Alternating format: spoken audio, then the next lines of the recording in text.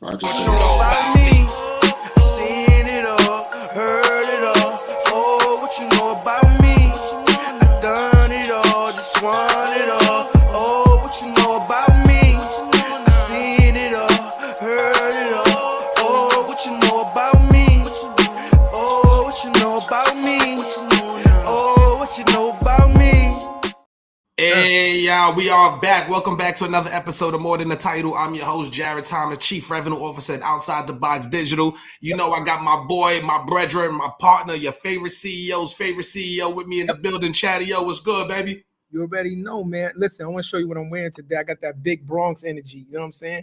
Got that same big Bronx, you know what I'm saying? I'm repping the Bronx today. You know what I'm saying? I got that big Bronx energy. You know, and you see the colors on it. You see the colors on it. So you know the motto: if it ain't bright, it just ain't right. You know what I'm saying? The shirt is tough, but you know what? It's not branded. It's not branded. Yo, bro, Ace, would you let me fucking brand this? Come on, brand the show. It's all about the brand, man. You're all about the brand. Marketing 101. That's a fact. Listen, I love the brand. I love the brand. Just not every day. Hey, Ace, he the one who designed the damn merch. You feel me? This is what we deal with. This is what we deal with. This is what we deal with, bro. He get a pass. He get a pass. He see it too much. Guilty as charged. Guilty as charged. Nah, but you already know the vibes, man. First of all, before we begin this episode, man, we got a great episode lined up for y'all, man, with a special guest with us. But before we begin, shout out to all the followers, the supporters. Shout out to the YouTube channel. Shout out to the LinkedIn family, Facebook, the IG family. Yo, we are growing and glowing each week because of y'all, man. We up to about 10,000 on views per week right now on YouTube. Is going crazy, so we really appreciate the love. And also, if you want more exclusive content like More Than the Title, make sure you download the Alive Podcast Network app, the first woman-owned, black-owned network for black content creators. Make sure y'all tap in, download the app. Shout out to Angel and the team. Yep. You know what I mean? Wait. Keep going. You forgot one. What, the exclusive? I said exclusive. We forgot our new production partners. Don't leave. Oh, yes. Don't leave out the production partners now. Come on, we got the team now. We got a team, y'all. We're gonna give y'all much more. We're gonna have crazy looks. Right now, we're doing this from the couch, from the crib, man. You know, we've been growing and glowing it like this, but now we got an official production team, real block pictures. That's gonna be executive producing the podcast. So we got a lot of great looks, a lot of in-person interviews lined up for y'all. Can't wait to let y'all know what's going on with that. Yeah, man. We are upgrading officially. Fire. Yes, sir. I like to hear that. Congratulations, fellas. Thank you, bro. We appreciate you, broski. Real talk, man. But let's introduce you, man, because the show's about you, man. We're excited about this, man. So this brother right here is a multifaceted individual with a diverse skill set. He's an actor, event planner, marketing manager, and hip-hop artist. This brother talent extends successful events, project managing, garnering business exposure. He was born in Miami, Florida, and raised in BK, Brooklyn, New York. This brother is well known for his work as a star and associate producer on the hit web series Money and Violence during season 1 and 2. His music also gained much popularity with 2 songs surpassing 1 million views each. My Team Winning and Out the Bando, which are fan favorites across the nation. This brother's been an event planner for 15 years, selling out shows in Atlanta, Boston, Miami, Tampa, NYC, North Carolina, you name it, he's been there. And his brother's abilities in business management have also helped other entrepreneurs, artists, and businesses increase their exposure. He's a passion for helping others through his work, a man of faith and family, and also noteworthy. He's a 4.0 GPA in business management. Let's introduce our brother, Ace General, Nanawood Napoleon. Brother, what's good, baby? So that was a resume right there. Bro, you gotta let the people know. They just think, them young boys be wilding. No, we smoke out here. Yeah, somebody did their research. I like that, man. I like that. I appreciate you guys, man. It's your boy Ace General, aka Kane from Money and Violence, aka Mr. News with Ace, and I am in the building. Thank you for having me, fellas. Of course, bro. Man. Listen, I wanna salute you, man. 4.0. Yes, sir. Listen, as a business major myself, man, I'm just telling you that it's hard to hold that fucking 4.0. So congratulations to you, man. You know what I mean? I think I finished with like a 3.89 or something. I ain't gonna lie to you. That's what it's looking like. It's looking like it might have to go down because I don't know, bro, if I got it in me. Nah, but listen, shout out to you first of all and foremost for pursuing your formal education when you didn't have to, obviously, right? Yes. You understanding the benefits to going and adding to your knowledge by being formally educated. So shout out to you for that. You know what I mean? Facts, though. Especially coming from where we come from, bro. That's a fact. You know what I'm saying? Being born in Brooklyn, you know what I mean? Not many of us have that mindset to make it out and see bigger and see outside of what we see on a day-to-day basis, bro. Right. So if you don't mind, let's start there, bro. Let's start about your upbringing. You was in Miami and then you was raised in BK. What was that like for you, brother? I was born in Miami. My mom and dad, you know, Haitian descent. I'm Haitian. Both my mom and dad is Haitian. Raised in Brooklyn, New York. My mom and dad is also event coordinators in the Haitian community. They also had like a radio show. They had a TV show. They used to have like all the big Haitian stars like at my crib. They did big I call it the Grammys of Haitian awards every year up until like this year they just celebrated the 25th anniversary of the awards. So they've been doing it for 25 years.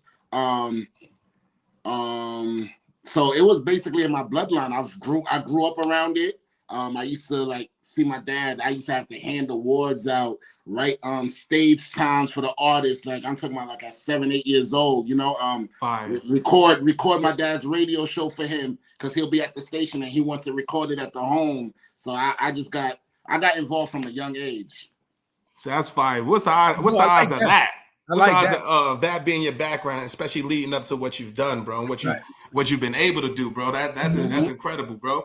So as far as you said white, you said Haitian. I wouldn't believe you back Clef in them, bro. I got action. Yeah, I got pictures with white Clef and any Haitian, the president, Sweet Mickey, any big time Haitian artists I've met, and it's crazy because with everything that you name, I've learned to really, honestly, of course, things intertwine, but I've learned to separate all my agendas. So it's like a lot of people don't even know that part of me, you know, like the ones that know, and the ones that don't, it's just not something like I put on Front Street. Nah, it's dope, bro. But I'm glad you said that, bro, because that's why we created the show, bro. Because like you said, you're a multifaceted individual, bro. Yes, you know what I'm saying? Some people may only know that one aspect of your life. They may know Kane. They may know you from marketing management, business promotion, right? But all those things intertwine to make you who you are. We more than a title. You know what I mean? We smart, business-minded individuals from the hood that's about to get a bag and making it happen and doing things to change our family trajectory. You know what I'm saying? That's what this is about. You know what I mean, bro? There you go. So, as far as what part of BK you from, bro? Flatbush. I was Ocean Avenue, 550 Ocean Avenue between Church and Tennis Court. I know exactly where you at. I know exactly where you at. I ain't going front like I do. Right across the street from I know exactly where you at over Ocean, baby. Right across the street from the embassy. That's a fact. I know exactly where you are off Ocean, baby. Yeah. That's the child. BK and Bronx, we two sides of the same coin. You know what I'm saying? Fact. That's the same coin. That's the childhood home. You know, I'm not there no more, but I rep it everywhere I go. You feel me? I'm always visiting. Shout out to my guy Tonio. He just texted me too, like, yo, do your thing. So yeah, that's where it started for me. Yeah, that's dope, bro. And like from growing up in BK too, broski, how did you already have the mindset before doing the show? Like you obviously was around it in your entire life, but what were you doing right after high school? What was the business plan right after high school? Was you like me, bro? I was in BBQ smelling like ribs. I'm hustling CDs, mixtapes. I'm doing it all, bro. So like, what was that like once you transitioned? So after high school is legit when the big time Cloud9 ENT started for me. That was my party promotion days. I graduated high school 2007, and by that year, end of year was my first big party. So the lady that I'm with now, right? She was part of a team called Prada Mommies. I was more like,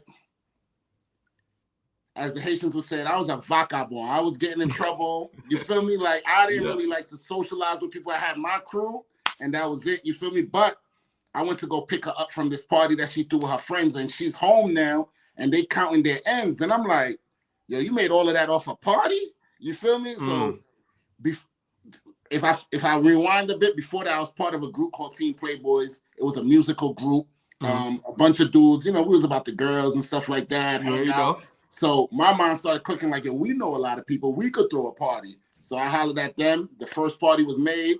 I made like about $4,000, and I ain't looked back since, man. So shit, 4 packs on the first party ain't a shit. You feel me? Listen, long as you don't take a loss, that's a win to me. That's a good win. That's a good win. Remember, coming straight out of high school too. Like First you party. You like, nigga, the next party tomorrow. Feel me? Exactly. I was having parties like every month back then. Shout out to my team. It wasn't just me. Shout out to the whole Cloud 9 ENT back then, Team Playboys.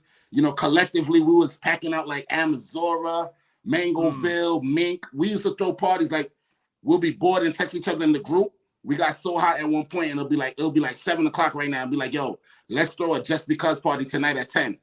And throw it, and it'll pack out like 1,000 people. Like anybody that's in here in the comments can testify to that. That was facts. The power of community, though. That's a fact, though. He said just because to get motherfuckers just because party. Everybody coming outside. Right. And from you, I'm gonna have to ask you a business question, bro. Because you had that type of pull, bro, in the community. How did you maintain those relationships, right? Did you have like a Black Buzz, a data book? You have a black book where I'm sending it out, and do you still have access to that? I'm gonna be honest with you. I'm not good with like. It was a team collective.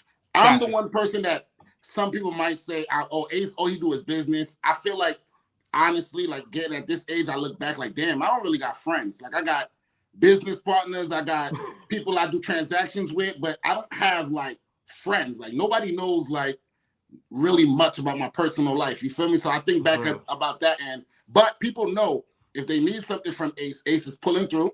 He's showing you love. If you want to know how to start your business, if you need help with your business, if you need a little push, if I'm higher than you and I got to pull you up, Ace is that guy. You feel me? You need to put Ace on your flyer to get a little motion. Ace is doing that for you. So everybody knows me on that level.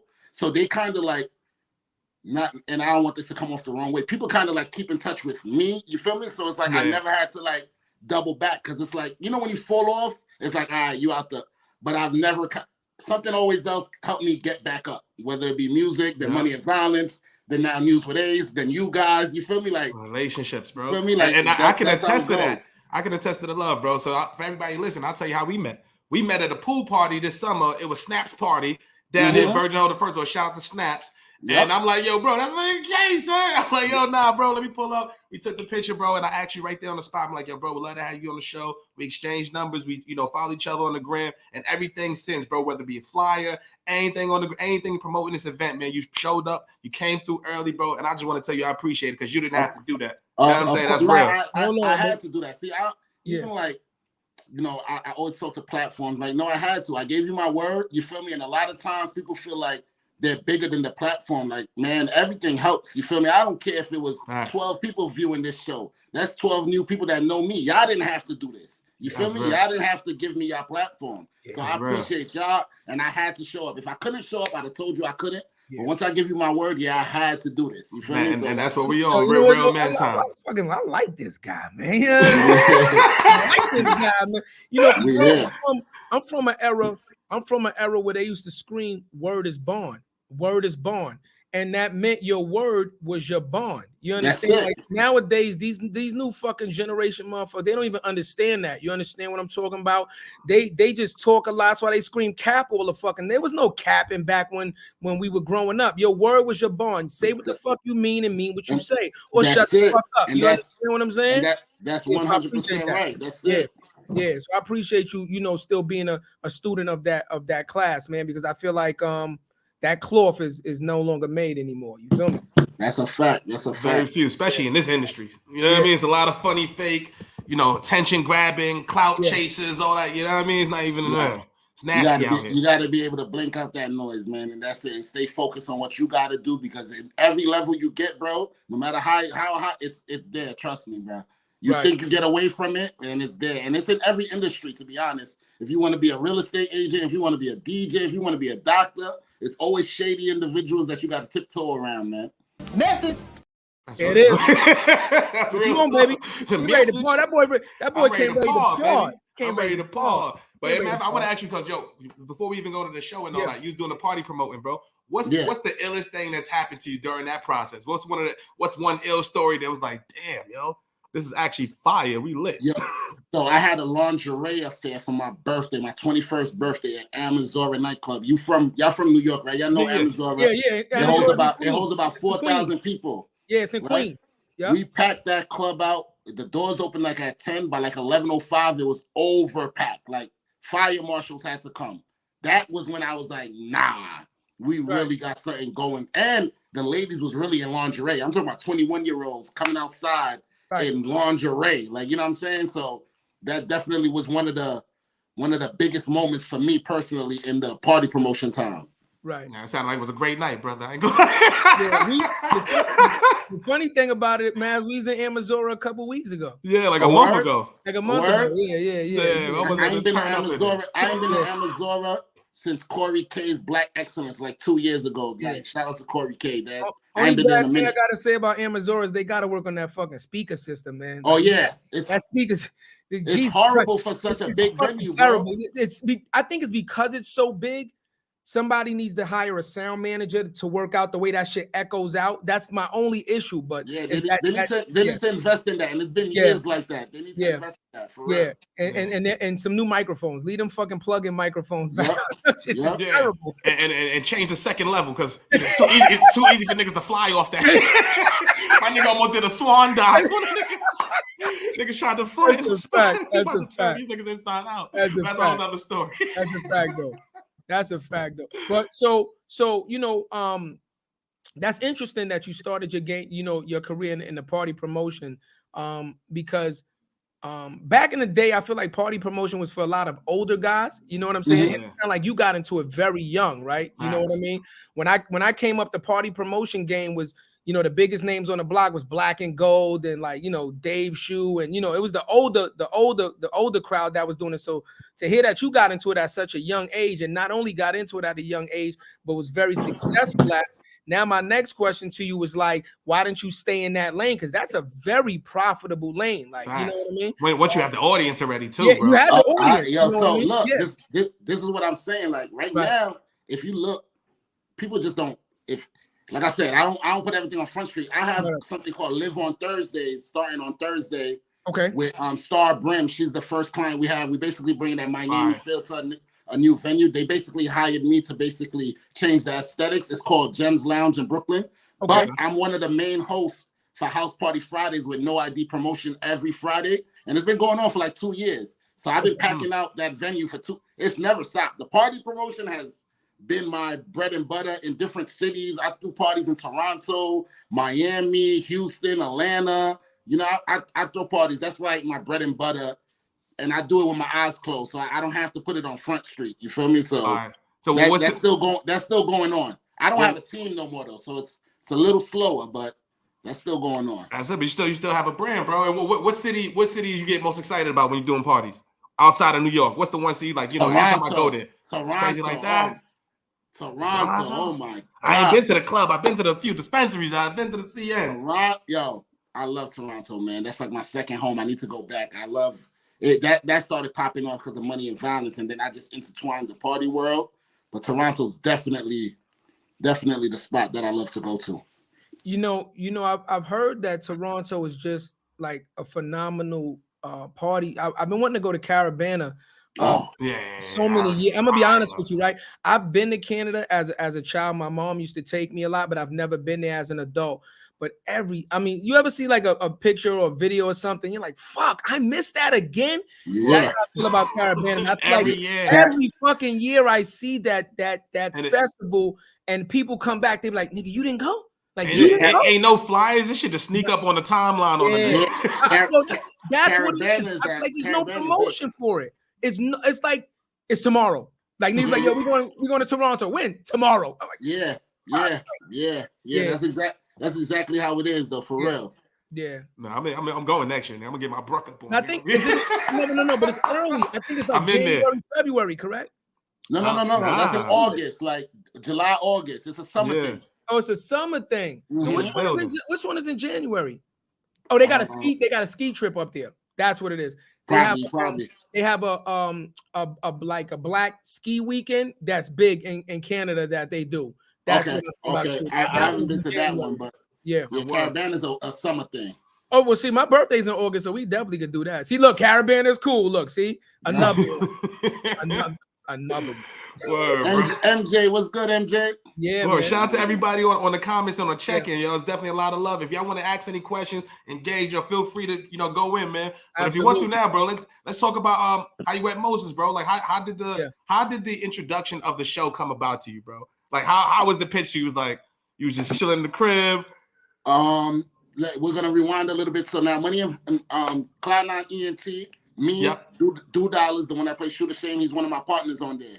Dope. It started kind of dying down. I want to touch on this topic. I haven't really said it in interviews. We went to a homecoming in Virginia, and one of my right-hand mans, my guy Mula, he had got shot. They tried to take his chain. And it was like a traumatic moment for the team. You feel me? And I don't want to put this on anybody, but I feel like that was the moment when the team kind of collapsed. Because Mula was that guy that made us all connect. Like we all was close to Mula. You feel me? Yeah. Some of us, we all cool, don't get me wrong, but some of us just was on some business basis. You feel me? So when that happened to him, and then, you know, it was life-changing because he ended up in a wheelchair and then he just wasn't part of the events no more. Wow. I felt like that's when Cloud9 started like trickling down. I could be wrong.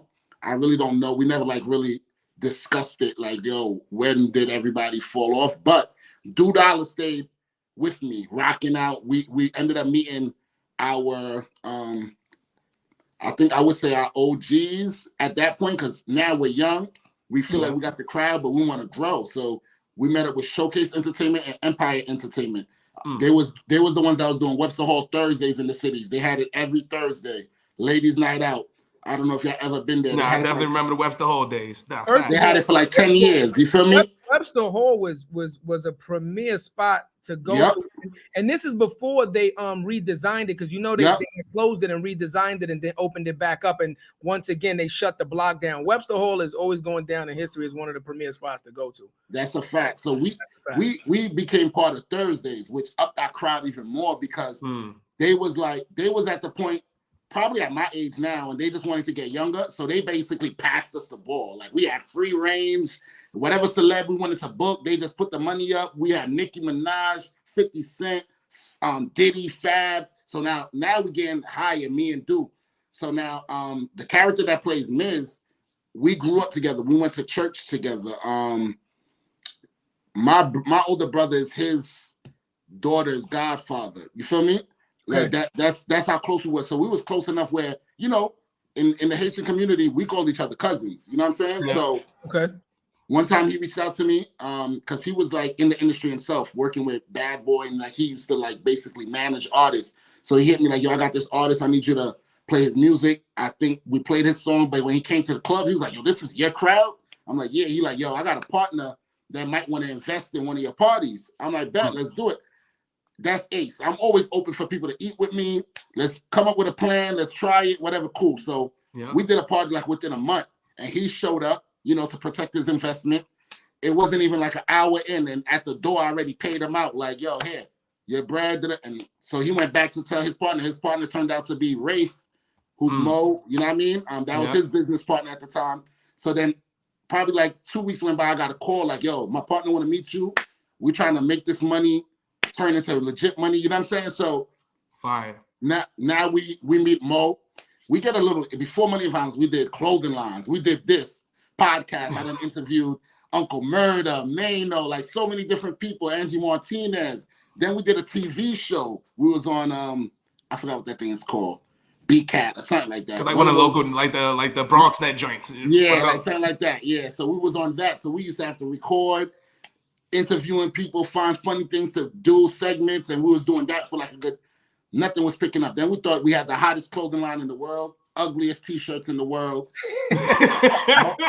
Mo and Ray, which is Miz, probably spent thousands of dollars on all those businesses. You feel me? But you know, at that time the money was coming in, so they wasn't mad because we was putting in the effort. We just was getting it wrong. You feel me? Yeah. So one time we was out.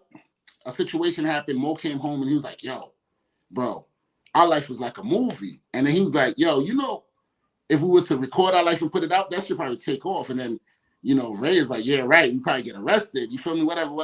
And then he's like, yeah, I think we should record a movie, you know, loosely about our lives and our friends' lives. You feel me? And then we was like, yeah, whatever. We ain't really, you know, niggas say that all the time. He's like, I'm dead ass. And then he legit went out, got a mic and a camera. I had went to NC at this time. I was doing events and stuff in NC, college events and stuff. So when they planted out, they picked the characters. That's how I ended up with Kane. As you can see, you feel me? Yeah, but yeah. I enjoyed the character. We'll get into that. So that's pretty much how it started. It was one of those things like, yeah, we should do it, and then actually went out and did it. But nobody had no experience on film, cameras, acting, nothing. Fire though. The fact that he went out and invested in himself, bro. But you missed it. They've been investing in themselves. Been doing it. Exactly. Been doing it. That's the fucking sign of a true entrepreneur, a true hustler, right? It's the fact that you know you got it here. That's a creative mind, right? Look what he said. Party promotions, fucking clothing lines. We doing podcasts. And when they was doing podcasts wasn't even heard of. Fact. You understand? That's a fact. You understand? So that means they were getting in on podcasts at the ground level. Like, you understand what I'm saying? So what I'm saying about that is, when you understand that you got that creative mind, when you understand that you got that hustler spirit, it's not, if you talk to a true hustler, the question is never if you're gonna win. It's just when. How is it gonna pop off? That's 100% it. Yeah, so what they kept doing, they like, oh, fuck it, let me try this. This didn't work, switch gears. Let's try that. That didn't work, switch gears. You understand what I'm saying? Until something stuck, and then once it's stuck, they're like, okay, full throttle ahead. That's a true hustler right there. That's a fact. That's a fact. That's crazy. Then what, bro, as you guys were grinding, what was one of the, see, now that's one of the competitor podcasts trying to call me. You bastards, I'm live. He turned us down. I told you I had to be there. My boy Ace is rocking. He said we didn't bring enough to the table. You know what I'm saying? Show me the money. No, that messed up my question. That messed up my question. Matter of fact, before you guys even started the Money and Violence, bro, what was one of those moments? Was there a rough patch that you guys hit throughout that process? Because we talk about overcoming obstacles all the time on the show, and Chad just alluded to it, right? He was like, part of entrepreneurship is losing. Taking that risk, right? Was there a down part with you guys hitting those roadblocks where it was like, man, I'm going to give up? How did you guys keep going? Like, what was that mindset at that time to be like, I'm going to push? And plus, you believed in these brothers and you just met them. Yeah, so I kind of want to give a dynamic.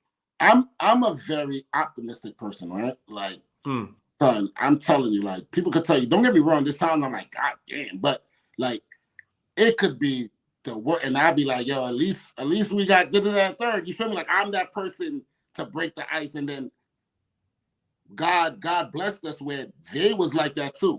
Ray was nonchalant. It was like, whatever, you know what I mean? And Mo was like, bro, something's gonna work. I know for a fact something's gonna work. You feel me? And do which is Shoot a Shame was the same way. So the one thing, I know we're not touching the Money and Violence. The one thing I give Mo credit for a lot is because when he was picking the 4 main characters, he said it to us. He said, yo, listen, we're going to need a lot of help with this. But if we are the 4 main characters, we can always keep this going because nobody's going to have their drive and hunger for this like us. So if anybody jumps ship, as long as we keep control, because if we had gave the story to somebody, just how everything unfolded, I realized he was telling the truth. If we had gave that power to anybody else, Money and Violence probably would have made it as far. Just to keep it on. That was real. That was real, bro. That's real right there. And we experience that on a daily basis with opening up our companies. And when we talk about betting on yourself, right? So one of our models is bet on yourself, right? It's on our merchandise. It's called Bet on Yourself. And that's the exact reason why, right? There's nobody gonna, and I put that shit up the other day. You can't believe in me if you don't believe in yourself, right? That's a fact. Nobody's gonna have the enthusiasm and the just the raw emotion about your dreams like you're gonna fucking have. You understand what I'm saying? So if you're gonna put your money behind it and you're gonna put the time and effort into it, why not do it yourself, right? Like you said, that way also you don't have a fucking scapegoat. If you quit and you fuck it up now, you ain't got nobody to blame but your goddamn self. That's exactly. You understand? I think one of the most impressive things though about the show, bro, was coordinating everybody's schedule and getting everybody to believe. Yeah, that was probably the most impressive thing, bro. Because I could imagine, like, you guys saw the true vision, right, of where it's gonna go, the 4, but then getting other people, getting the Jamaicans who y'all warring with, getting these guys, everybody's scheduled to align and get everybody to believe in the same mission. Yeah. Like, when was that moment for you, bro, when you first started, when you just knew that this was gonna take off? What was like that first episode release launch like, and when did you start see the real traction? So Money and Violence was supposed to be a short film at first. We did like 4 months of filming and only had like 18 minutes of work. You feel me? Crazy. It was snowing. It was the 4 of us. It was just like, yo, we don't feel like going today. We don't feel like going today. So then Mo came back one time and was like, you know what? I'm gonna drop this 18 minutes as the first episode. And if people like it, we're just gonna drop every week. And I'm like, every week? You feel me? Like he smoked. We thinking Mo is bugged out. I don't care what anybody says. I'm like, whatever, you know. Once again, I'm optimistic. I'm like, all right, call me Denzel then. You feel me? But in my head, I'm like, here goes another $10,000 down the drain. You feel me? Just keeping it 100. So we dropped that first episode. This is when Instagram only had like 15-second clips. You couldn't do more than 15 seconds. That first episode in a week probably did like 1,000 views. Now, 1,000 views back then was like 1 million views now. Crazy. I want to tell everybody that. Yeah. You feel me? Like, if you hit 1,000 views, you was the man in the hood. So we like, oh, we got to shoot. So now, remember, it's a week. So if it drops on Tuesday, that means we only have 7 days till the next Tuesday for it already to be up. Right. Yeah. We used to film Friday, Saturday, Sunday. We didn't get our script till Friday when we got on set. We will film Friday, Saturday, Sunday. Mo would take it home, edit it all Monday, and upload it for release by Tuesday. Damn. Every week for 7 months. Damn. Workhorse. And did he have any experience doing this shit before? Prior? Anything editing, any of that Never. shit? Everything he learned on editing and color coordinate, everything was YouTube. Even how to hold the camera, everything was YouTube. Fire. Animal. Everything was YouTube. And if everybody goes back, well, you can't, not on 2 because we remastered everything, but if everybody was to watch it from YouTube, you would see the progression from episode 1 to episode 24. You feel me? Like, there's so many different things we learned. Like, before, we didn't know we couldn't post things on YouTube with other people's music. Like, we had Biggie music playing, we had Jay-Z. They was hitting us with copyright strikes. Like, bruh, take that down. You feel me? Like, we ain't know that. You feel me? Yeah. We ain't know nothing about monetizations. I think we came out before monetizations, to be honest. Yeah, I don't think they had the creator program. No. They didn't have the creator program, but people were monetizing from YouTube, from the ads and stuff. Yeah, absolutely. But you had to have a certain amount of traffic, and it was hard. It was based on a different algorithm than it is now because it wasn't so many creators back then. People still definitely monetizing from it. Yeah. So we ain't know nothing about that. You feel me? Right. So yeah, man. So then leading up, I think it was episode like, it was two things that happened. One, this guy Jay Obama, shout out to him. He was like the meme man back then. He made a meme for us where Miz shot at the people at the door. And he was like, yo, don't disrespect the Brooklyn dude's girl. That meme on Facebook had like 2 million views. Damn. So remember, this is when 1,000 views was like 1 million. So it's like we billion view dudes. You feel me? Right. Like, so absolutely. Everybody's like under the comments. I remember it was like 900 comments. Yo, what show is that? What? And then I'm under there like money and violence, money and violence, money. Yeah. Fast forward, that was like episode 2, I think that happened. Fast forward to episode like 8, my phone blowing up. I forgot where we was coming from. I think Miami, something. I forgot. I was flying in from somewhere. I landed, my phone on fire. I'm like, what happened? Yo, first freestyle back. The first line says, in the crib watching Money and Violence. Bro. Yeah, man. Game over. That was game over. Game over. I lie to y'all not. I probably got like 300 phone calls that morning. Right. That was the game. And you know, Fab Swag Champ. Yeah. He don't even drop freestyles like that. So that was the Friday night mixtape series. Yeah, I remember DJ that. Clue, when he was doing the DJ Clue. The Jay-Z beat. That mixtape series was fire anyway, but again, the clout and the following that Fab has, and they know he's Brooklyn all day, every day. You know, he's from Brevoort. He's from Brevoort. So, you know, when he says something, it's almost like stamp of approval. You know what I mean?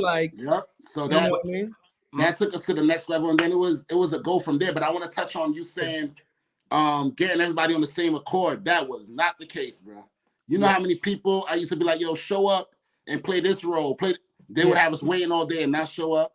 So many people that was supposed to be in Money and Violence that I guess thought it wasn't gonna be nothing and didn't show up, or they'll shoot one scene and not come back, so we got to shoot that scene over.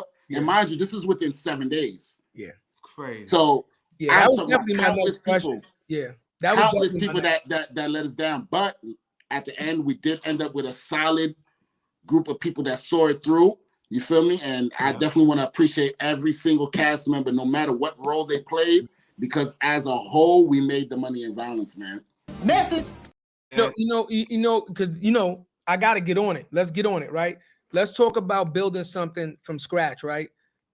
You're building something from scratch, and you're doing it in an era when Instagram and things are fairly new to people, right? So they don't understand the power of social media. If you did it now, and after the first episode goes, you're gonna have a line outside your door. Fuck your phone. After you fucking finish eating your Cheerios and you fucking walk outside, your hallway is gonna be flooded with everybody like, I want to play data, because they already know that series could change their lives forever.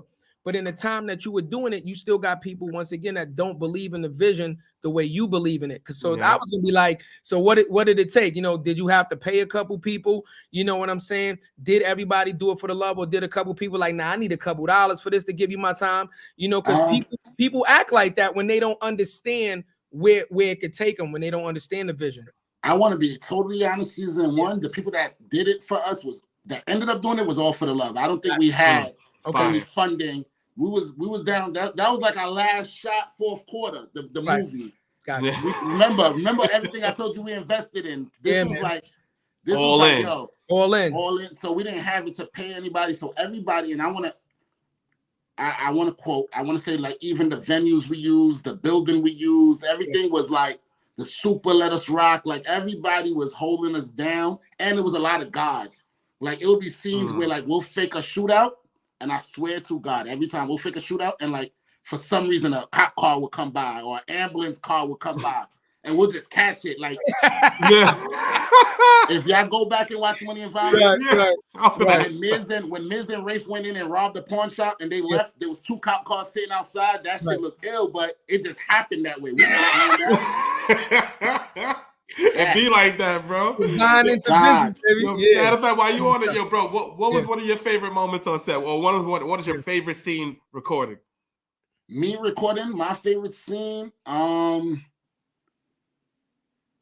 can imagine the Mr. scenes was probably funny as hell. You had Mr. All the Mr. scenes was a joke. You feel me? I'm not gonna lie.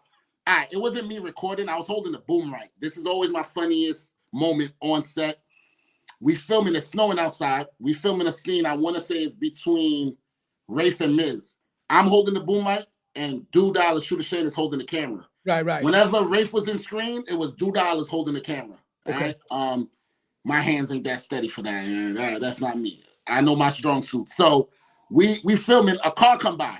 This is how we know we're a little hot. Somebody's like, oh shit, Money and Violence. Yo, Rafe, my nigga, yo, Miz. Oh, yo, Shooter Shane, you got that on you? Yo, Kane, you pussy. Yo, we had to take a break. I could not stop laughing for like 10 minutes, yo. But that's when I knew they really knew the show, and they embodied us, and they rocked with us, and that's the funniest moment on set ever, bro. Ever. You know what I got to say to that? I keep it love.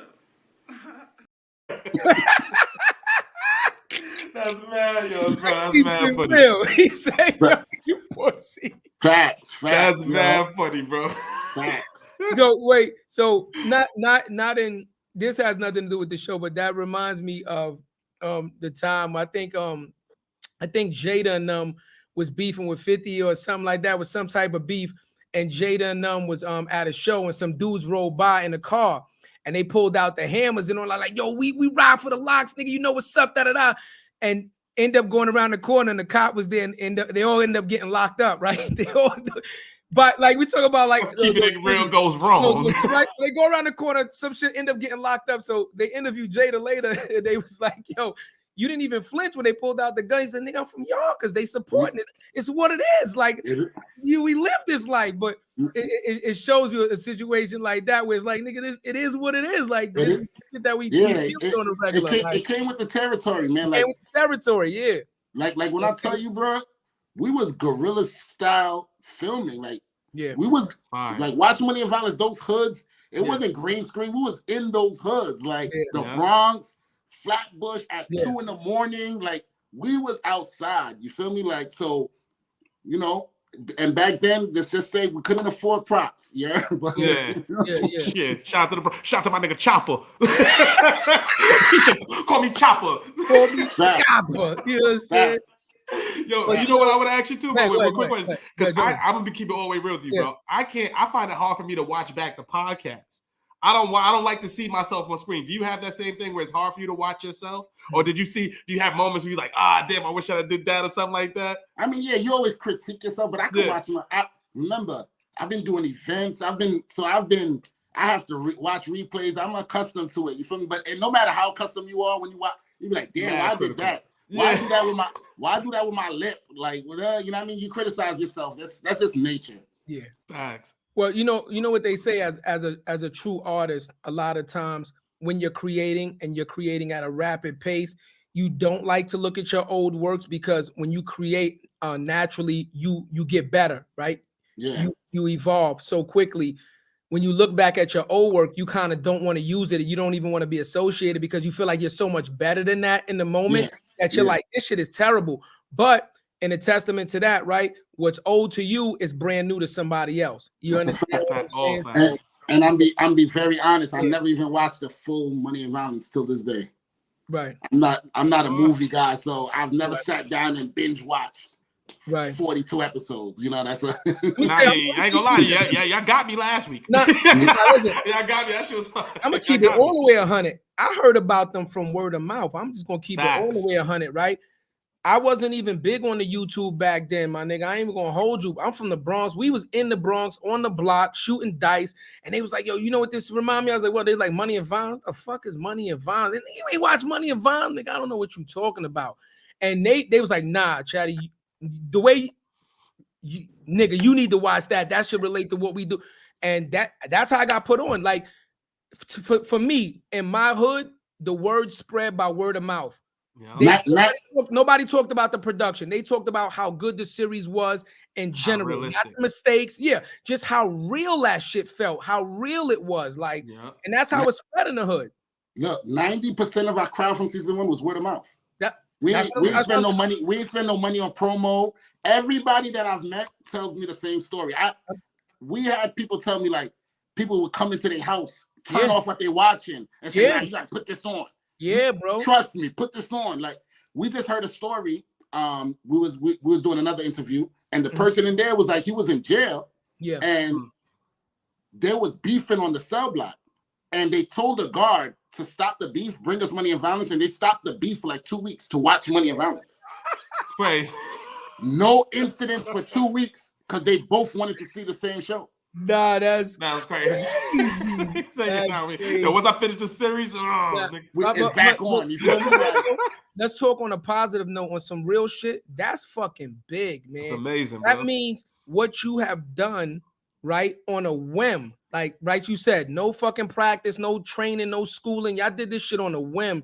Has impacted the culture significantly, bro. Significantly, bro. You understand what I'm saying? And you know, for that, man, I just got to give you a round of applause. Bro. You know, betting on yourself for doing that, my nigga. Because let me tell you something. A lot of people would have been so nervous and just so like they wouldn't have did this shit. I'm just being honest with you. So it took a lot for you guys to do it. And you know what I want to know is, you said you got the script on Friday.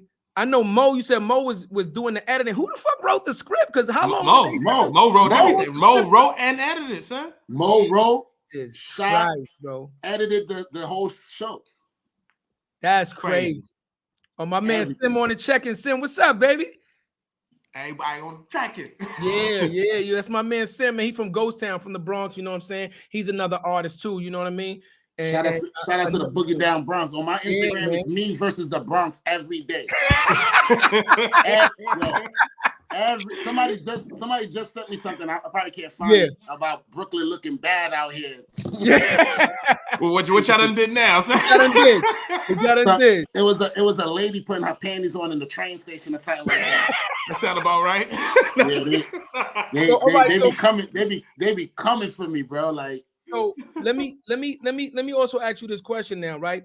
So you know, I know you understand promotion, right? And I know you understand business, but did you understand the community that you were building with the money and violence? Because you were building an actual community, like a following, right? And that's so much more powerful than anything else, because now you're building a set of people that they believe in anything that you do, right? Because now when you take your character and who you are, they believe in you so much now that anything you do, they're gonna support you. So if it's promotion, now they coming to your party because they fuck with you for money and violence, right? Yeah.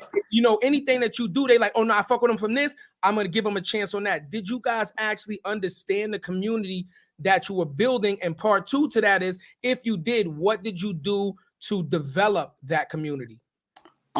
At the moment, no. Okay. Remember, season 1, like I said, guerrilla style marketing, and we did 7 months of that. So as it's building, we're getting bigger and bigger. We don't know, but it's going from thousands of views to 100,000s to Diddy calling Mo on the phone on FaceTime to me bumping into Jay-Z backstage and he's doubling back like, oh shit, dapping us. You feel me? Like crazy situations, getting called out on stage at Summer Jam. Like, it was growing at real time with y'all. Like, y'all basically watched it grow while we watched it grow. Like, it wasn't never a moment where we could be like, pause. This is what it was happening so fast. Now looking back, like after season 2 ended, we like, wow, we got a crazy crowd.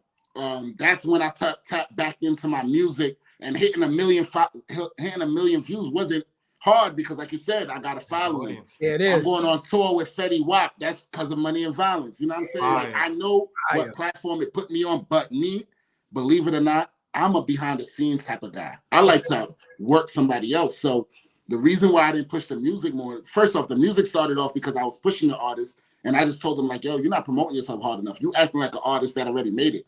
I'm like, I'm on money and violence, and I'm pushing you like I work for, like, you know, like you got a bigger following than me. You feel me? Like, I'm out here, no ego, holding your posters up. Like, you got to go hard or go home. That's a like, fact. it's not that. He's like, it's not that easy. I'm like, yeah, I bet you I could drop a song and get 1 million views just for promotion alone. I'm not telling you 1 million people like it, right? But I'm gonna tell you, I'm gonna get 1 million views. You feel me? And then it started taking off. I'm doing shows. I'm getting booked in South Carolina. I'm getting booked for festivals. I'm like, oh shit, this is move. But after a while, I'm like, I don't want to go to the studio. And you know, no disrespect to real artists. I felt like it was a little disrespectful to call myself an artist because I was doing it for fun. Like an entertainer, yes. An artist, nah. I'm saying, but they're all artists. That's what we do for fun. Still an artist. That's a fact. You put in the work, bro. That's just artistry. You know what I'm saying? And I definitely give what an artist is. Want to give him one of those branding masterclass where you just put on how to utilize your audience to monetize. That's a fact. That's it. But let me tell you something, and I hate this shit with a passion. Don't ever discount yourself. I hate that the culture has programmed us to feel like because we do something at a certain level that we are not allowed to like claim that. You are an artist, right? Think about it. Party promotion is an art, right? Being an actor is still an artist, bro. Absolutely. It's an art craft, right? People go to school and get degrees for this shit. And you know, we're talking from first of all, Sim, the guy that just checked in, like perfect example, like his whole fucking family is artists, bro. My bro Tyreek, that was his older brother that passed away, was designing sneakers for Nike when we was in the fucking 6th grade. You understand? Painting hand portraits and came out with a clothing line. So an artist is an artist in any true form of when you create something for the masses. You understand? So you are an artist. Now, whether you decided to take it full time and be a musical artist full time is different, but don't ever discount yourself from what you accomplished, bro. Don't ever do that. You want to know? Ever. You know what's crazy? You want to know what's crazy about that? My lady and Mo, they tell me every time I say that, like if Mo watches this back, he's probably gonna clap and tag you. Like they tell me the same thing every single time. But I respect it. I appreciate that. You know what I mean? But that's why the name of the show is too, bro. Yeah. Don't box yourself in. We more than a title, bro. You ain't an actor, you're a business, you're more than everything. You feel me? Know what that shit is? That shit is programming, Jarrett. And I'm serious about that. I'm not getting on my soapbox shit. If the world gets you to not believe in yourself or not give yourself the credit of something that you have accomplished, then you know what you're gonna do? You're not gonna try it again. You're not going to try to accomplish it again. You understand? It's a very easy form of keeping you suppressed. So we can't do that shit, bro. Be proud of the fact that, yes, you are an artist because you choose your art form. And guess what? You can be an artist of multiple fucking art forms. You don't have to be just a musician. You could be a musician, a comedian, an artist, an actor. You understand what I'm saying? Like, yeah, fuck that. As a message. That shit, My bro. boy potting right now. That boy potting Nah, right we got to, bro, because this is the only way we're going to uplift each other, bro. No, facts, because though. guess what? If he only thought that he was only good enough to do fucking party promotions, he'd have never did money and or just clothing. Yeah, he'd have never did clothing lines. He'd have never tried anything else than anything he got a little bit of success from. Message. Two in a row. Yeah. This brother going 2 in a row.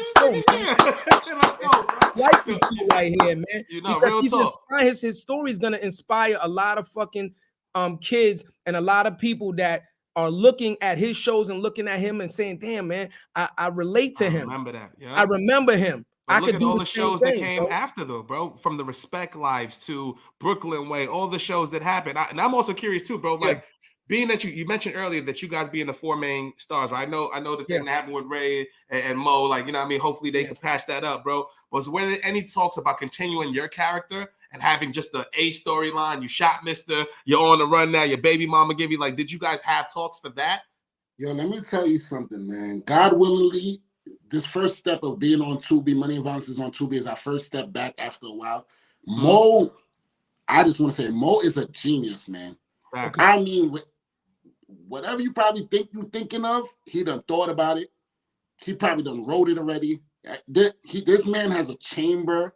Like he just said, I just interviewed Mo just off my platform. He just said he just announced it so I can announce it. Like he has an origin story of Rafe dropping. Oh, that's fire. So the prequel of Money and Violence. There it is. So now let's just put everything out there. There's 4 main characters, so you already know where that goes. Yep, that's what I'm saying. Then so there's the story never ends, like Mo says. So trust me, anything you could think of, we done spoke about with Money and Violence and other projects. There was what other show was it? It wasn't Power. It was another show that he worked on that he was writing for. Godfather Harlem.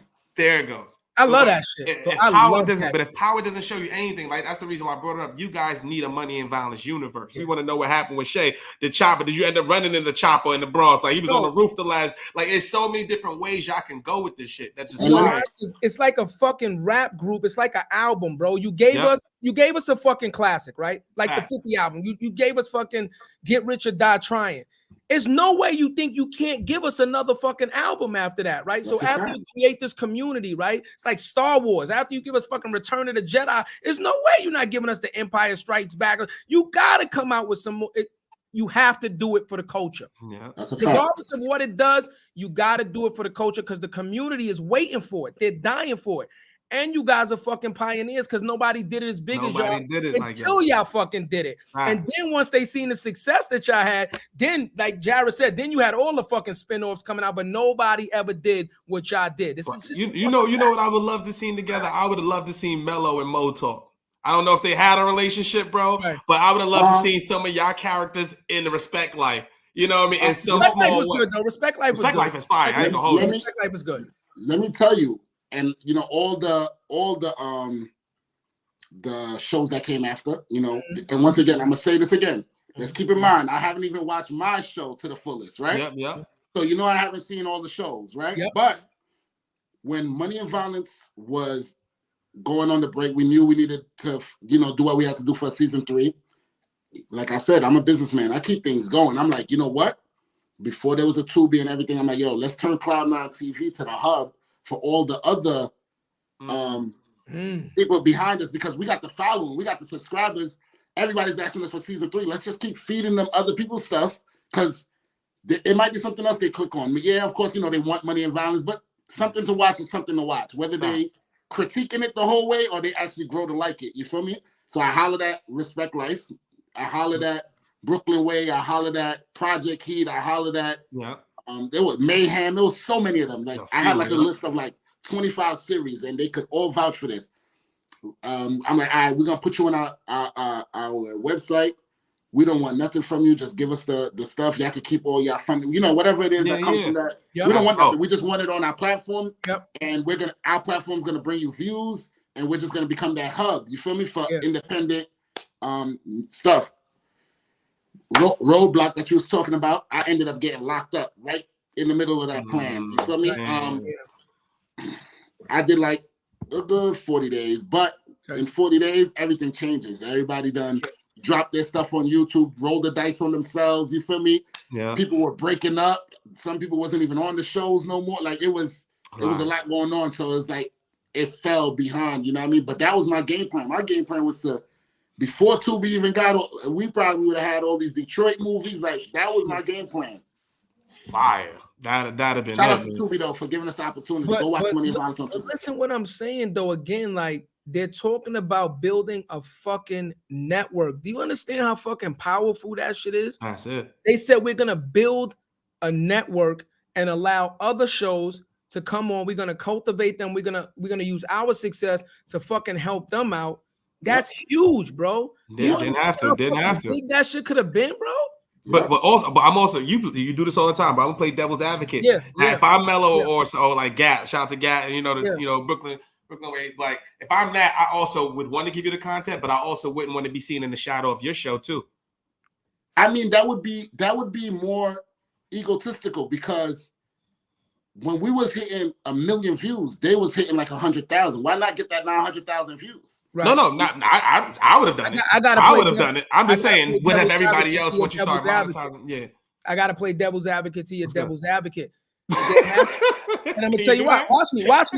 Watch me. When you came to me and you said, "Yo, Cuzzo, let's start the business," you know what I said? I said, I don't know nothing about fucking podcasting, but guess what? You do.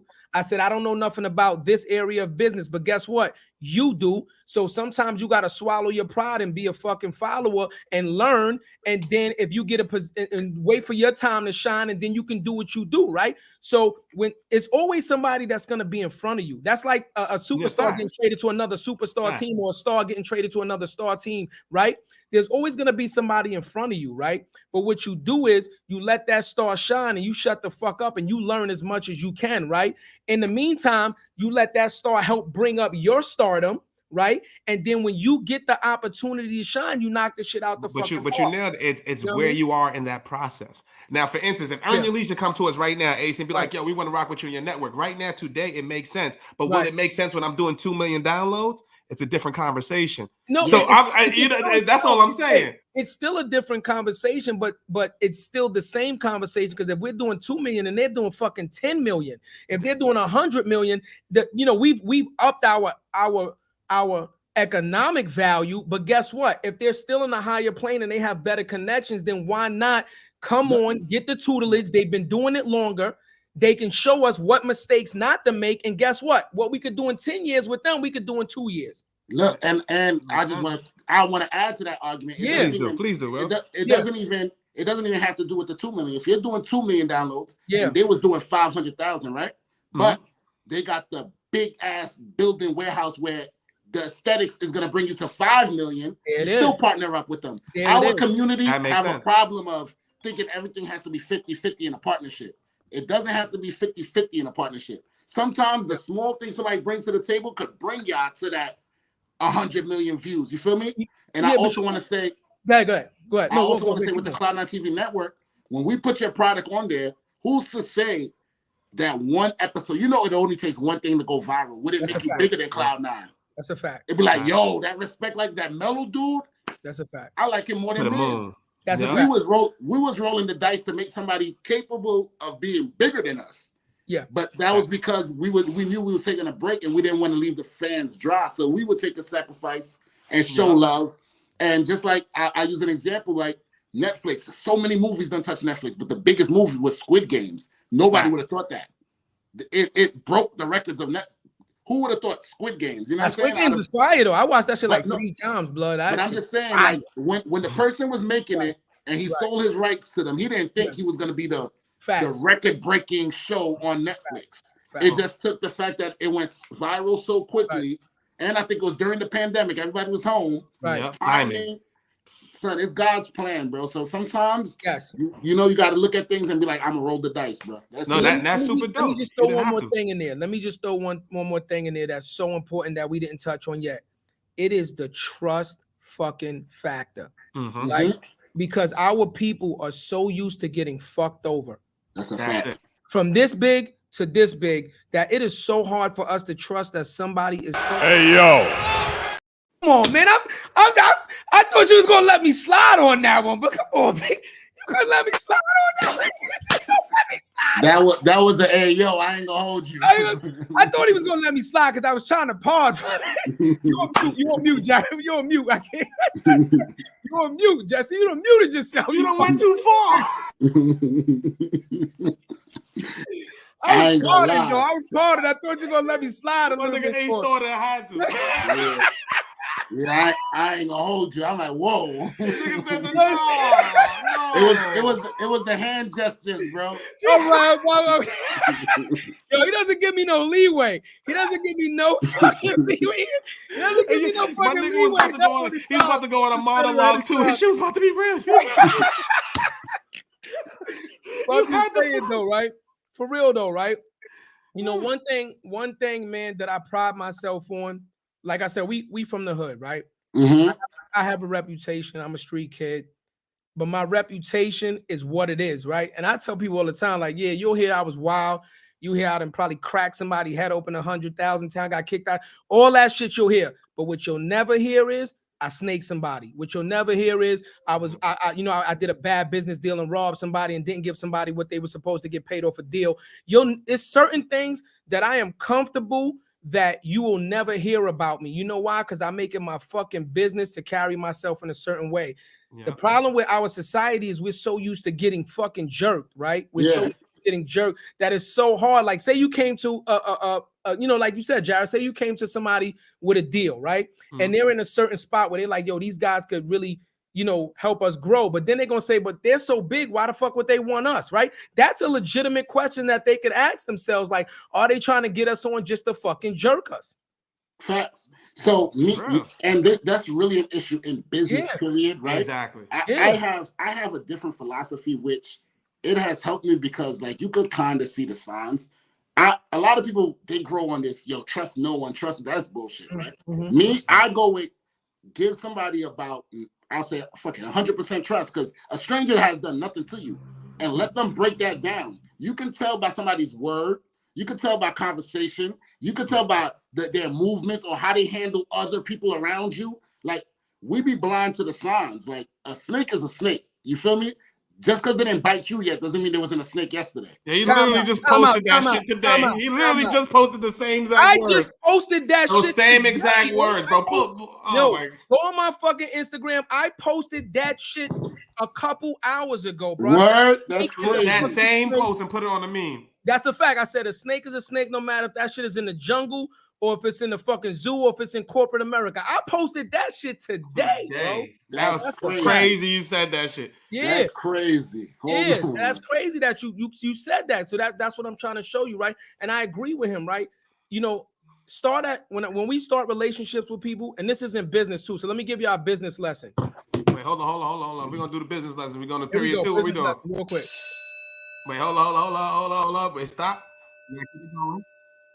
Listen, ready? Here's a free business lesson for the listeners, right? Yeah. Entrepreneurship. The word entrepreneurs is a French-based word. It means risk, right? Understand this, right? When you are in business, every business deal that you get into, you should go into with 100% faith, right? Because you don't know the company, you don't know the people that you're dealing with. But if you want to make money, you have to take a chance on them, right? Now, if the deal goes sour, it goes sour, but that is the cost of business. You don't know how a person is going to handle business until you conduct business with them. Let me say it again. You don't know how a person is going to handle business until you conduct business with them. So I agree with what Ace said, man. Go in with 100%, give them what we call the benefit of the doubt. And if they fuck that up, fry their ass. Yeah. Fry their ass. Yeah, get them out of there quick. The reason why a lot of people get burned, they don't get up out of there off the first sign. See me, I give you 100% trust on the first sign. I done played this game too many times. I'm out of here. You feel me? Well, that's easy to do when you're not. See, and I don't know how you guys move, but when we do business, right, everything is contractually. You know what I'm saying? Like, I don't move until I see a signature.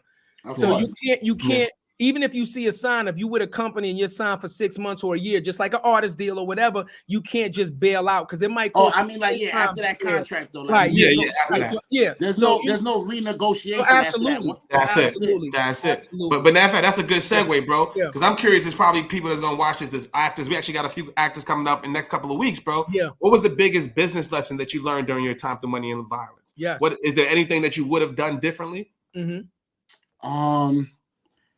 I wouldn't have played behind the scenes as much. So okay, if people watch the journey, like I was more like the promoter, marketer for everybody. Like I was making the memes, I was making the promo packages for supporting cast. I was like getting the bookings at shows, but I was drawing myself thin to the point I was very accessible. So like the word is slipping my mind, but like, you know, when people see you enough, it's like, okay, that's just Ace. So I became I became the guy anybody could call, like the local corner store dude. Like, hey Ace, yo, I want to talk to Mo. Like, damn, like who gave you my number? You feel me? Like, so that I kind of regret. You know, I love putting on for my people. So but I would have did it different with Money and Violence. You feel me? I would have got myself a Money and Violence manager.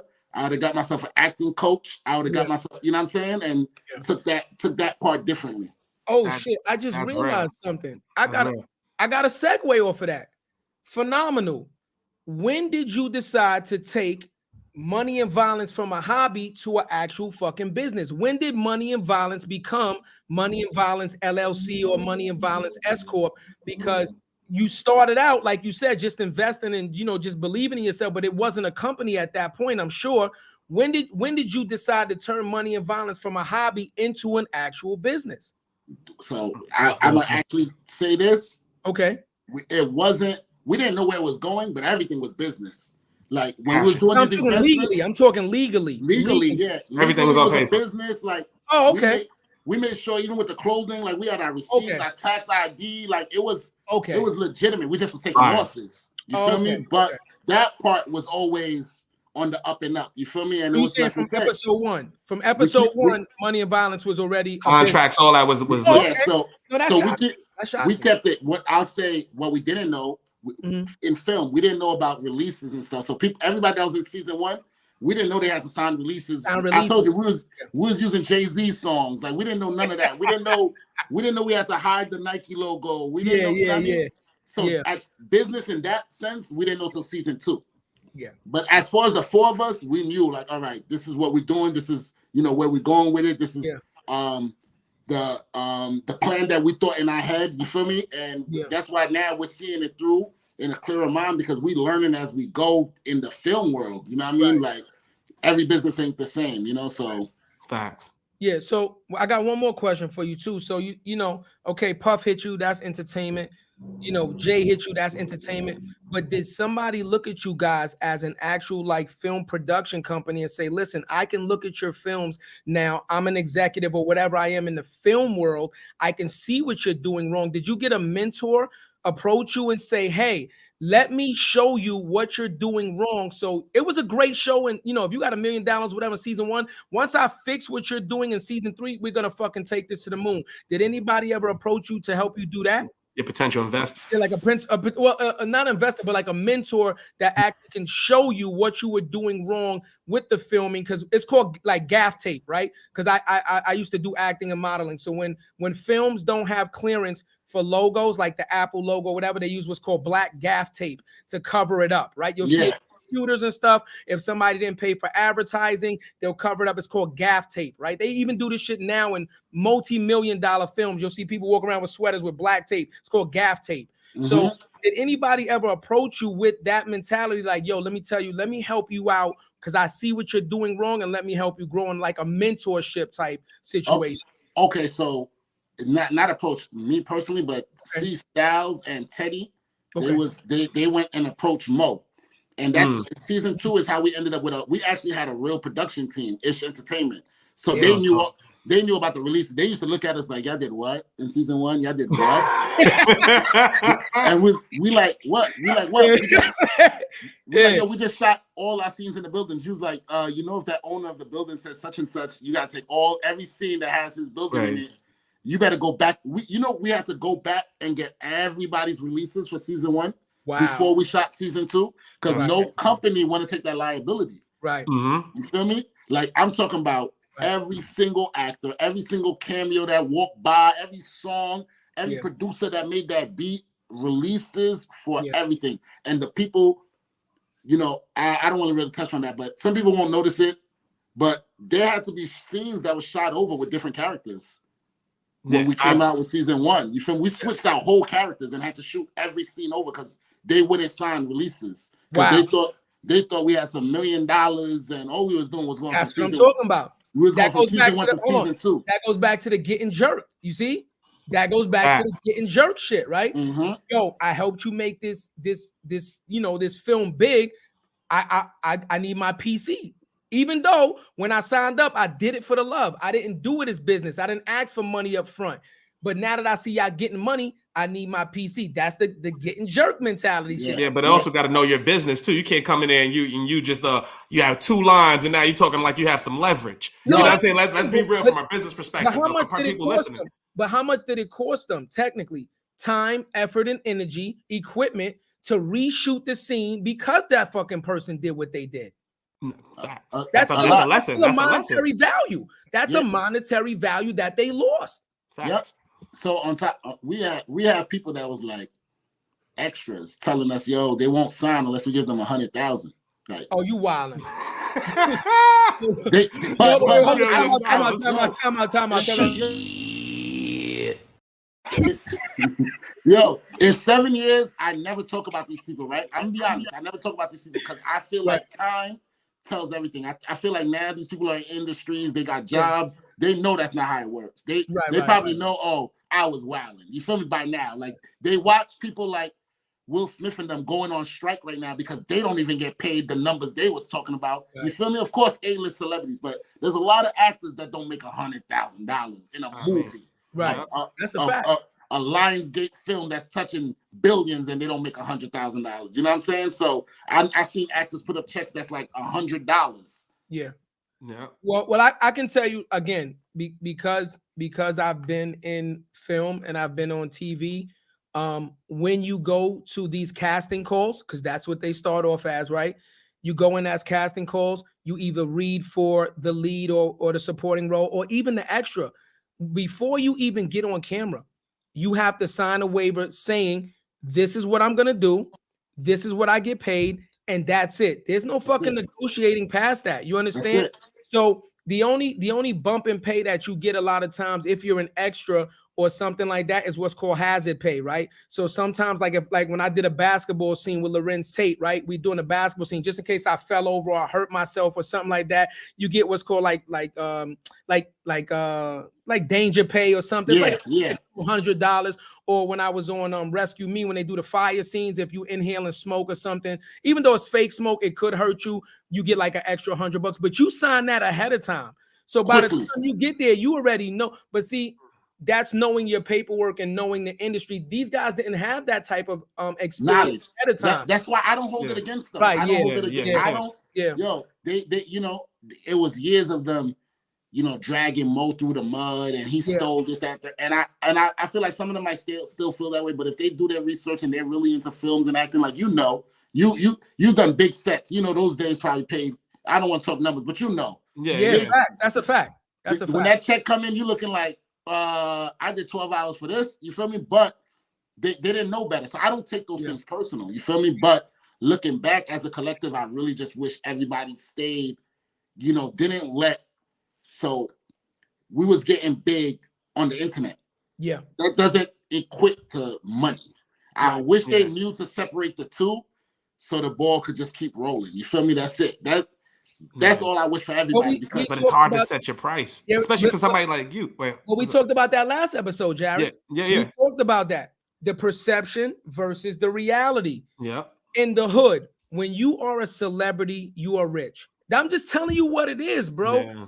When you are a fucking celebrity, if you take the average person that's, yo, Ace is fucking with, look at you. Ace is on tour. Ace is with this one. Ace is with that one. Guess what? Yeah. You could have been a fucking intern. You could have been doing that shit for free. Yep. You could have been doing that to build your brand and show them that you ready to work. They don't see that shit. All they see is you with people with money or people with money, and they assume that you got money. The dopest shit ever was Mace did a fucking interview. They put that shit up the other day when he was like, yo, the shit with him and Cam. He was like, yo, I was doing a lot of fucking flexing.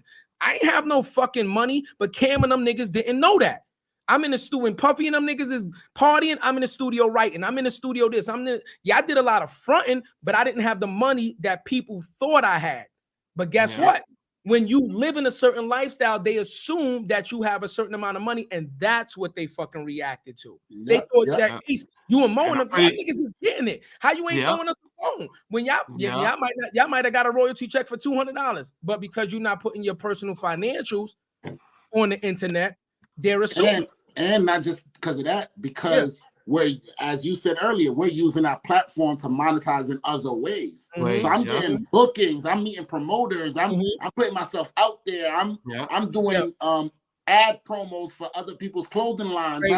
That's how I'm bringing in my income. That it has, of course, it has something to do with money and violence because I'm using. But it has nothing to do with money and violence directly. But it has nothing to do with the check from money and violence. You know what I'm saying? So, but some people didn't know that, and there was people that could have used the platform to really elevate, you know, and I just feel like they got caught up in the hype, you know what I mean? And you know, that's that on that. And we talked about this on IG too, Ace. Remember when I sent you in the DM, I said, yo, bro, one thing I respect is the fact that you were able to monetize the opportunity and really capitalize on. I'm looking at a lot of the actors and actresses in the show now. Shout out to those brothers and sisters, but they're not as visible as you are today. Like you're still gonna be in the flow. But wait, but visibility doesn't equal monetization. No, but he created his own opportunity. He took that visibility and created an opportunity from it. And I want to also touch on because there's other people that's downplaying the other characters, right?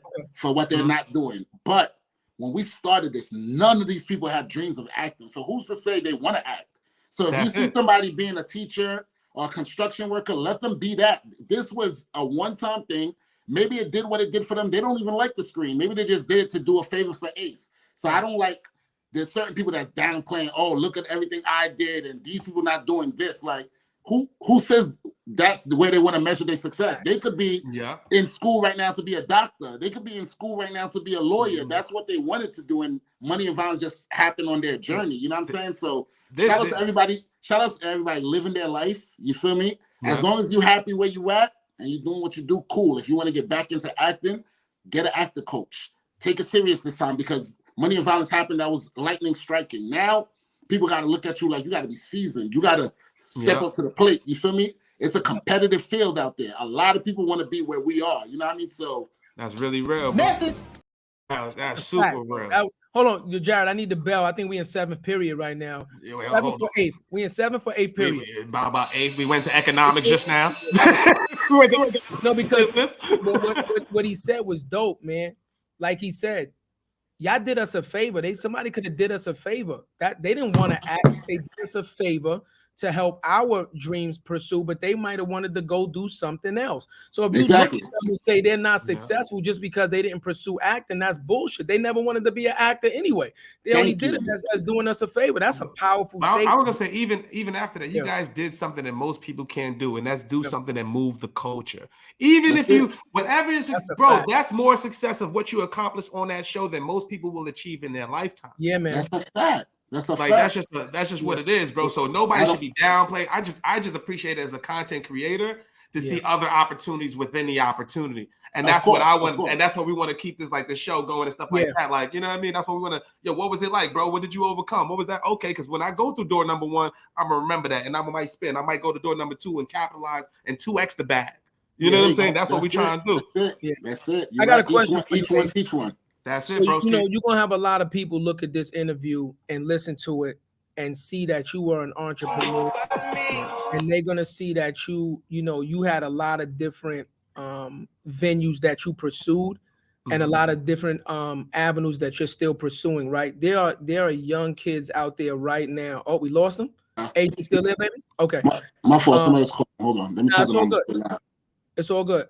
You're gonna have a lot of young people up and coming look at this interview. What advice would you give somebody that is a young up and coming artist, right? We're just gonna say artist in general that feels like, yo, I want to do some things, I want to be an entrepreneur, but I don't know where to start, right? Should they go to school and learn business first?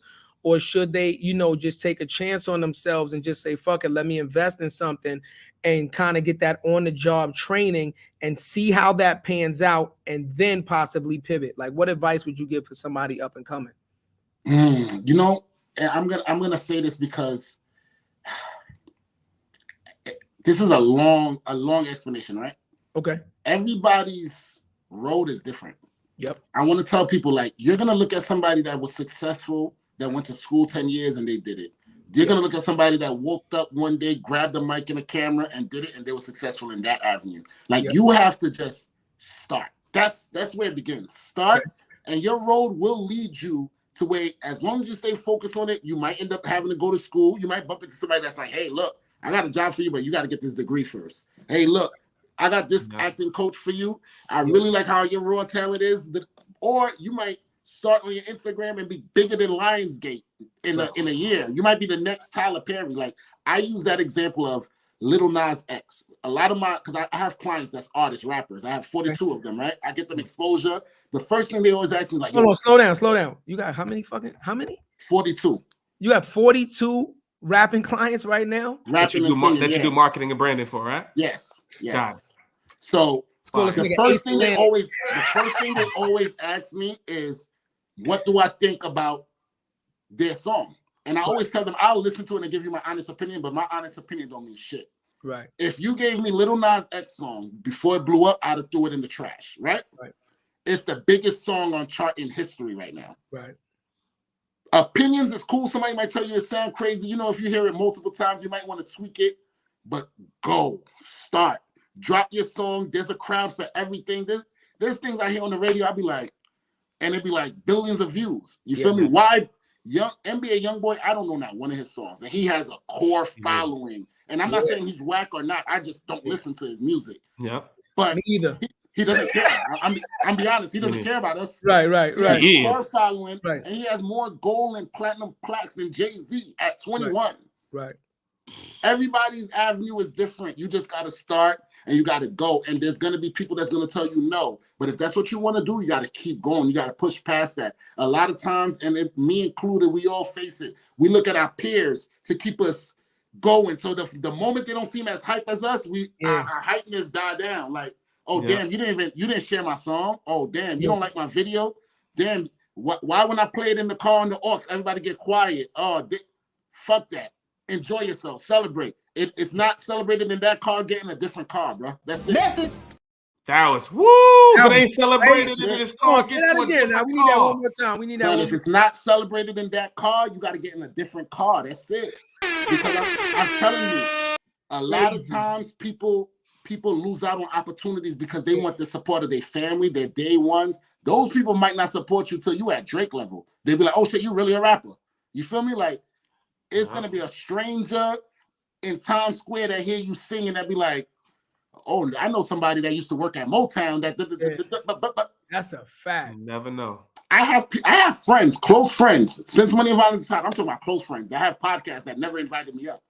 I met him at a party, and he already has me on his show. So, and I'm not knocking them. I'm not mad at them. They might feel like I wouldn't do their show. Who knows? You feel me? Yeah. But I'm not looking at it like, okay, I'm not going to keep going because the opportunities are going to come.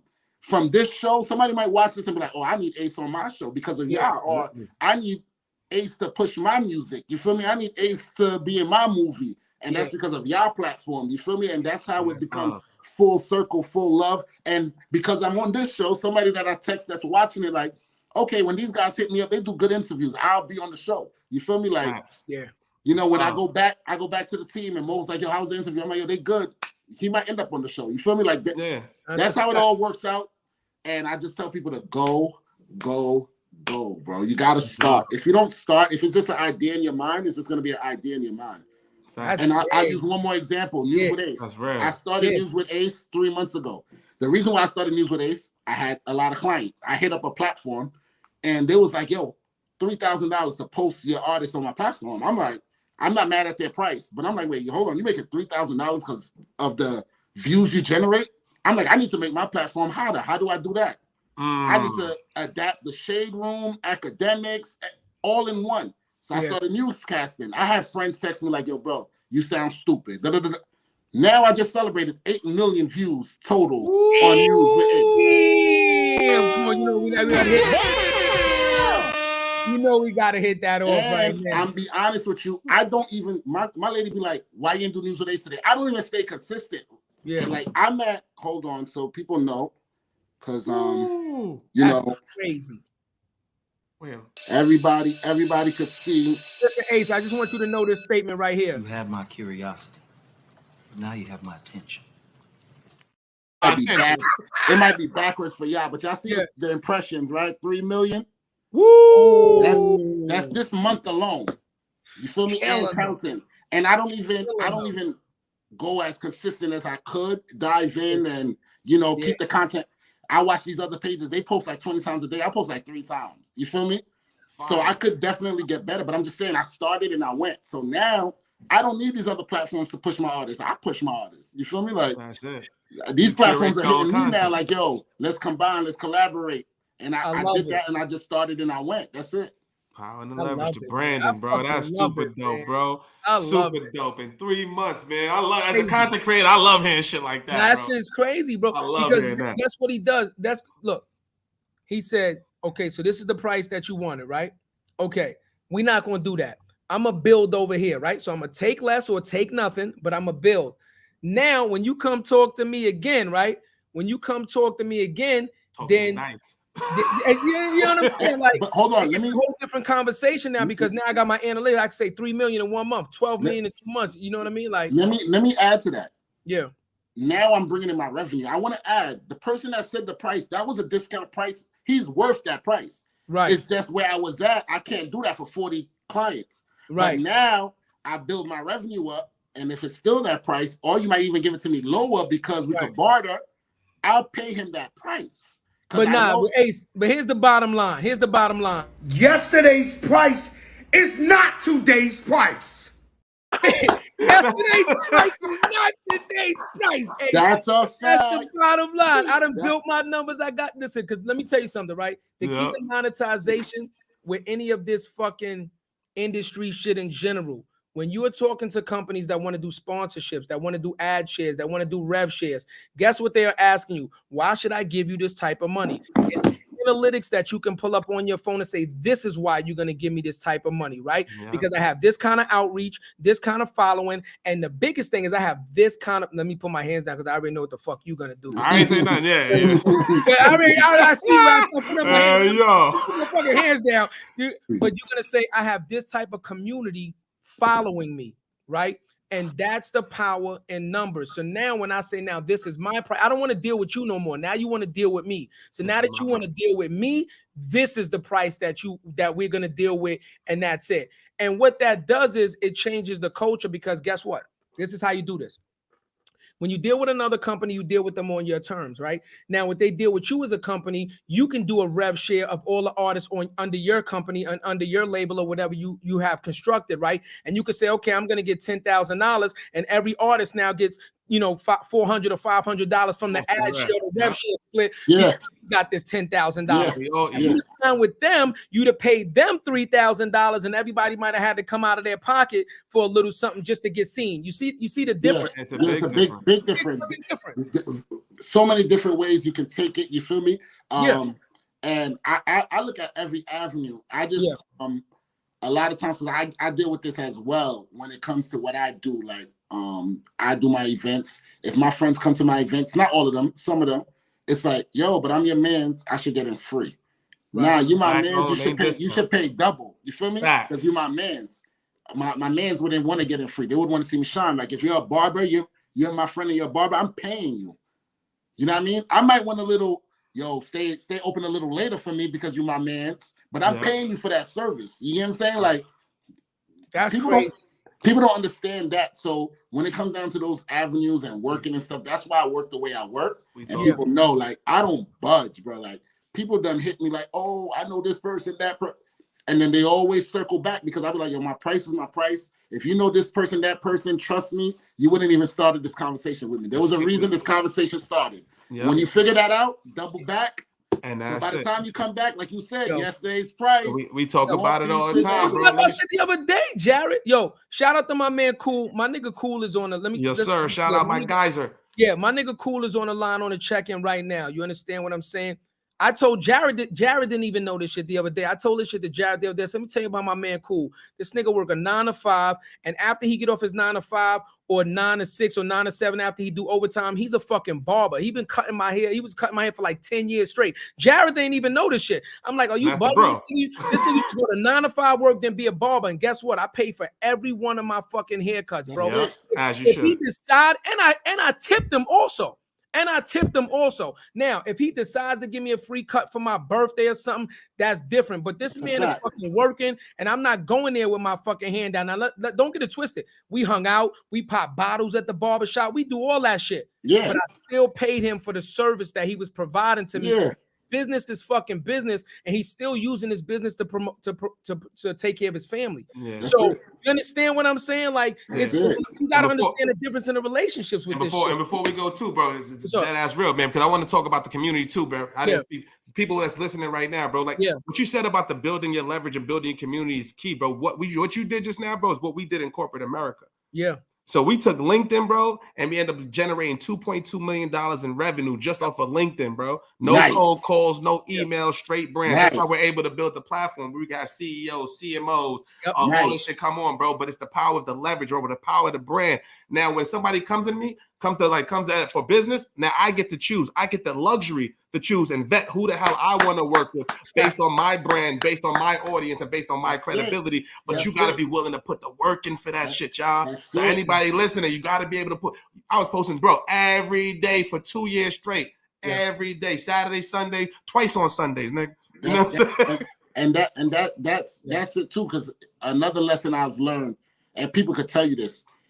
If I'm not for something, I don't care what dollar you offer. I'm not for it.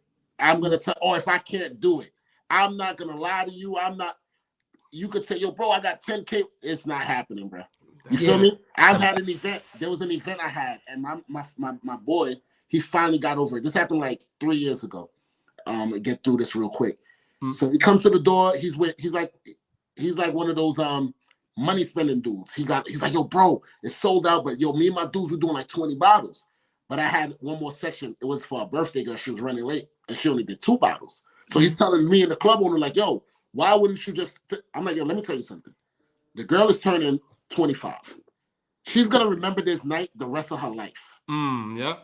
My integrity of telling her she put her deposit, I don't care. She bought the table before you, bro. When she gets here, if you want to pay her the extra money to get out her section and that's on her choice, cool. But that table is hers. He was so pissed. He thought I was crazy, but he gets it now.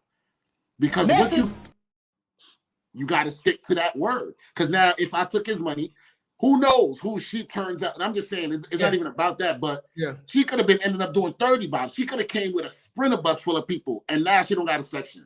She paid me months ago. You feel me? That's a fact. You don't know who she knows. I try to get another club, and it ends up being her uncle. You're not like, you have to stick to your word. And a lot of times people make money move them, and they do crazy things for money. Have integrity, keep your morals, and don't jump ship for dollars, man. That's all the time, bro. We say it all the time. How you do business is a reflection of how you do life. That's a fact. Say it again one more time. How you do business is a reflection of how you do life. And you're gonna snake a motherfucker for some dollars, you'll snake them for something else, bro. Like, just be a person of your word. That's why we gave you your flowers off the rip. Bro, treat human beings like fucking human beings, bro. If she booked it and she gave you her money, you gave her a price. She didn't argue the price, right? She paid you the money. So give her the respect of what she fucking deserves. Just human being shit, bro. And again, like you said, now, if you walk up to her and say, listen, I tell you what, I don't have a table. Can we share a table? I'll give you the money that you paid for your table. You could party for free. I just want to share it. Then you probably will get on and all of that shit. But and everything lit. Right, but do the right she thing. probably would have been more than happy. The snake thing. Oh, That's she'd a have fact. been happy, That's a as fact. hell. Hey, listen. Birthday, she You might get a happy ending after the party. Yeah. You might get a happy ending after the party. Yeah. She might. What's wrong with this guy? Am I getting there? Yo, real quick, y'all. I definitely gotta go. I got a listen, phone call to let do. them know where to find you, Ace. Let them know where to find you. Let them know real quick. My name is Ace General on Instagram. I'm Ace_General_. Also, we have the News with Ace page where every day I upload different things on my timeline. Money and Violence is on Tubi. We do want y'all guys to run that up. Every Friday, I'm at House Party Fridays with no ID promotion at Jim's Lounge. Starting next Thursday, the 26th, I got Star Brim. She's starting up Live on Thursdays at Jim's Lounge. That's 1595 Brooklyn Avenue. If you click the link in my bio, all my events is up there. This Friday, I got Queenswear Crowns Part 2 with Kaya Baby, Naima Supreme. It's an all-women's showcase. Nice. December 25th, I got GFB Fresh Show. November 10th, I think I got Nino Man. I go on tour with Jake James in 2 days. Shout out to him for bringing me on tour. It's a whole bunch of things. Better Than My Last is dropping. I'm in that show with Luke. And on October 21st, Linden Movie Theaters in Brooklyn, Life of a Zoe. I'm in that movie. Go watch that. I won't be at the premiere, but make sure y'all go check that out. Shout out. Oh, that's this Saturday. Linden Theater, Life of a Zoe. Shout out to my guy Juan Lee. Shout out to Far Rock Shop Clothing Line for always holding me down. Shout out to you guys for giving me this platform. Appreciate you, bro. Wait, before you leave, did you graduate already, or is the 4.0 just what your average? 4.0 is coming. I graduate in March. That's when it's okay. Well, listen. So just in case, we want to send you off right. Just in case we don't get to talk to you before March on More Than the Title. Here's our graduation gift to you. You know what I'm saying? Right now, baby. We graduate with the 4.0 right now, baby. Let's go, baby. Support you, Ace. So thank you for being on More Than the Title. Thank you, broski. Much love, bro. Guys. Like my cousin say, we are growing and we are glowing just for y'all. But understand this is for the people. This is our platform and it's for the people. And we do this for stories like Ace to inspire you and let you know it's possible. Jarrett, take us home. More Than the Title. We out there. More Than the Title. About me.